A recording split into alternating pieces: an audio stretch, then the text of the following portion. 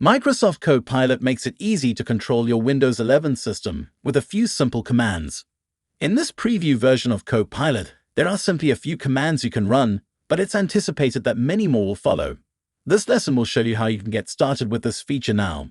The first action we'll invite Copilot to take is to turn our system to dark mode. So we'll enter the command and run it. A confirmation window appears before we take this action. So let's say yes. Done. Moving right along, we'll do another. Now we'll invite it to turn on Do Not Disturb. This feature will restrict notifications from appearing during focused periods like this. And once again, we have the notification asking whether we would like to turn it on. And once again, we'll say yes. Here's one more.